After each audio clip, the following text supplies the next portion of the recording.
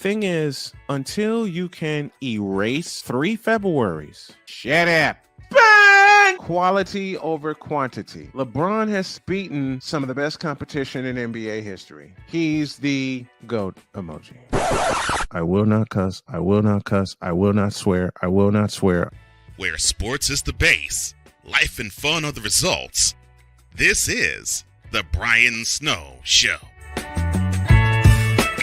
An early afternoon version thereof. Good afternoon, everyone, and welcome to this special edition of the Brian Snow Show and the Brian Snow Podcast. A little Tekken 3 to warm things up, and thank you all for joining me.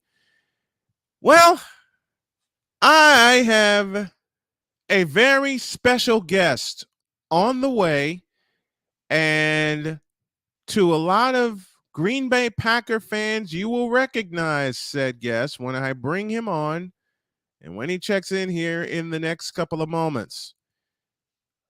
And he has a story to share. Let's go to Norway. We go to the Fanatics feedback zone immediately. Ah, yes, says Sick Diggy, the soundtrack from Tekken 3. Yep, you better believe it. And who's the character? Of course he knows. It's Jim Kasama,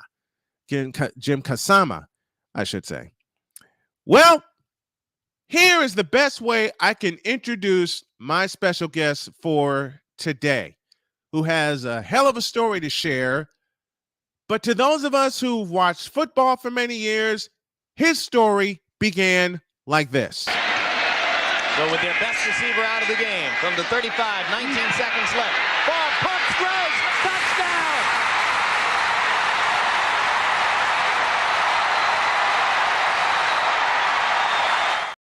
Hey, who is that mystery man?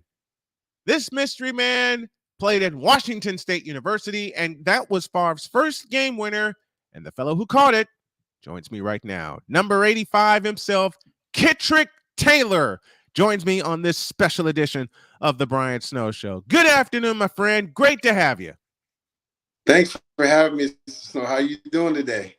I am doing well. I've been wanting to do this interview and this chat with you for a while. We've had so many mix-up with our schedules, and then my health went downstairs for a while, but it's back up, and it's finally great to have you. What was that like when you caught that pass, and then the whole state of Wisconsin exploded? What was that like? You know, it's funny. I pinched myself after the catch and sitting on the bench, but that was the most adrenaline part of football that I ever played in. It was huge. And then me not even playing that game, but 3 plays and have to come in and do something like that. I can't even describe it, but it was a great moment. I loved it. It is so crazy because Don Majkowski was the starting quarterback for the Packers, and then he got injured, and then I don't know, some guy named Brett Favre comes in, was given the task of all tasks, as Jim Lampley correctly described it. You want a challenge? Try this. So what does Brett Favre do? He takes your team 92 yards down the field, and then you hauled in the game winner, and it just seems so smooth at the time. But I know you had to have butterflies the size of boulders when you realized, hey, that's coming to me. Yeah, I do recall I'm in the game, so okay, we have to win. So I'm out there and I'm just lined up, and I said, he's not gonna look for me. I'm just another guy coming on the field.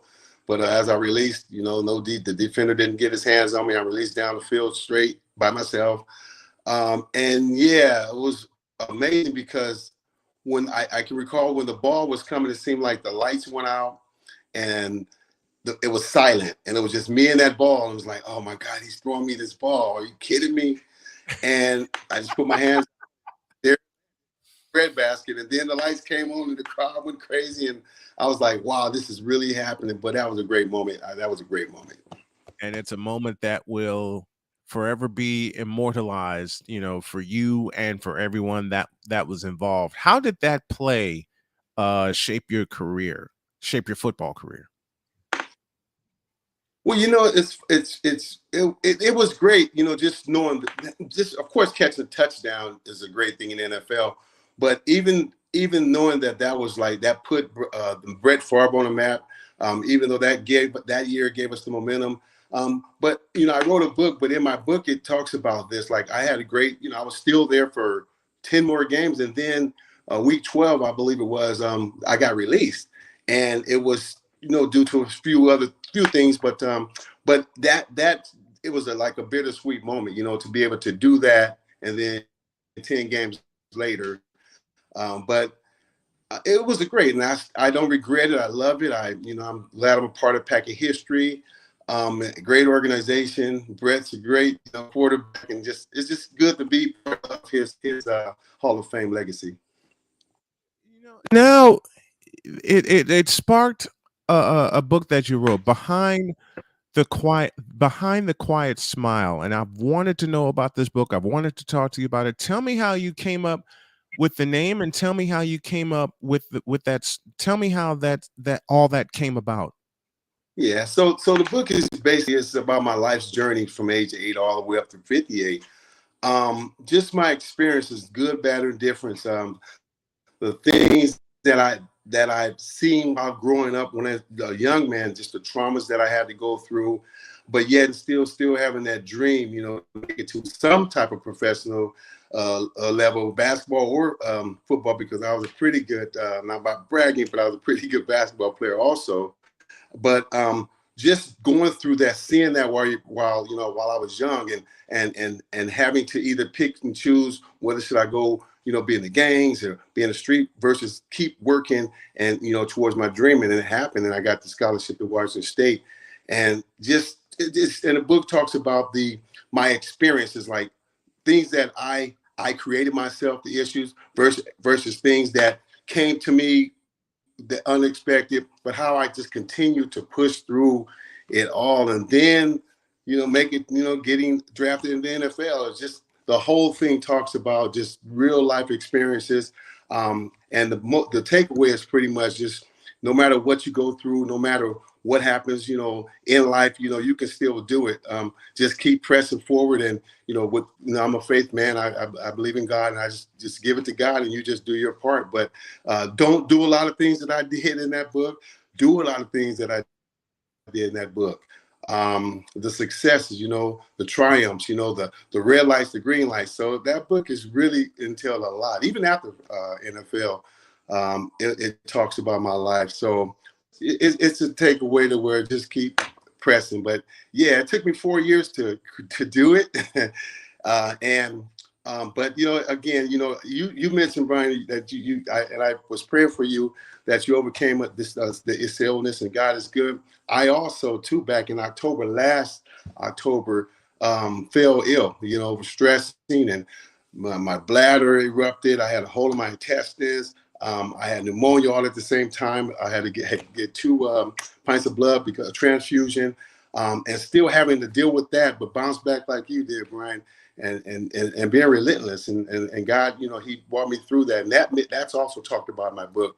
But just persevering, just know that you can do it. So that's what my book is all about. Just you got this. You got this if you keep going. Yeah. Perseverance is such a key to life, because I had 2 events thrown at me: the blood clots in my lungs, June of 21, and then later on that same summer getting diagnosed with pancreatic cancer. And basically, wife and I being told, get your affairs in order because Brian's going to die. My wife said, I'm not having none of that. And I was so chemoed out at the time. I was taking oral chemotherapy. You follow me on social media. You saw what was going on with me. And look, like I said, my wife basically said, I'm not having none of that. You promised me a 50th wedding anniversary, and you're going to keep that promise. So Yes. we both have stories to share. And now, not only did you put it in the book, which is what I'm going to do probably a year from now, you also put it in the form of something.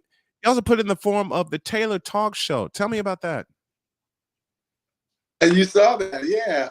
So as I'm always in the mode of helping people. I work with kids here, helping kids reach their goals, and just pushing them as well. But I just ask God to give me something that that I can continue to help people that's relevant right now. So I've done this talk show. It was just a basic talk show here on Facebook. And so I asked God to just, enlarge my territory to where I can really reach the masses. And other night I laid up and I was thinking about what he gave me, you've been, on your own for like the last, and I've been divorced. I've been divorced for like 9 months now, but you've been on your own and you're making it. What are you doing to make it? Like, and I'm like, okay, I'm doing myself and I'm doing good. So I come up with this thing. It's called Selflationship. And, it's about just self-care. It's about self-responsibility, not just I'm by myself, yay, but it's just about, you got to take care of yourself and you can do it by yourself. I'm not on there promoting being single by all means. That's not me, because I believe in great relationships. I believe in marriage. I believe in all that. But so I decided to go with, it's called a Taylor Talk Show. And Brian, I'm a poster. I think I posted, but it talks about self-relationships, talk about relationship with yourself. And I'm going to have people on the podcast talking about what it looks like to be able to be by yourself or get out and do things on your own and be okay. So that's the Taylor Talk Show. And it's going to be, I think I posted on my Facebook page, I'll be opening, I should be doing my first podcast on the 4th of February here where I live in California. So just going to be bringing people on and talking about, them making it, how they made it, and others can learn from each other. Selflationship is the word of the day, and the gentleman that brought it to you, his name is Kitrick Taylor. I strongly advise you guys to check out the Taylor Talk Show and to pick up his book, Behind the Quiet Smile. You can do that at buyktbooks.com, and wherever you consume your podcasts, pick up the Taylor Talk Show. The first episode will drop on the 4th of February. I'm definitely going to subscribe to it, and I hope y'all do too. From Washington State and from Green Bay Packer fame, Kitrick Taylor joining me on this edition of the Brian Snow Show and the Brian Snow Podcast. You can pick it up wherever you consume your podcast. An absolute honor to have you on, my friend, and I hope to have you on a whole lot more.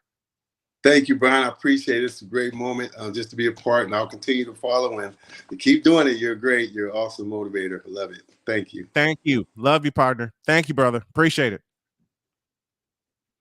Bye.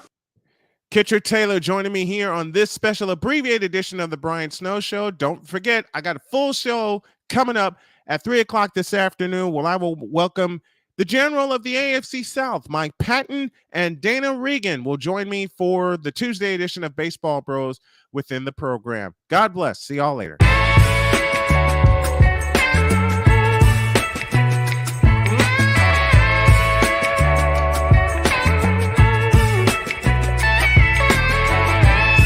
Thank you for tuning into The Brian Snow Show, where sports is the base, life and fun are the results.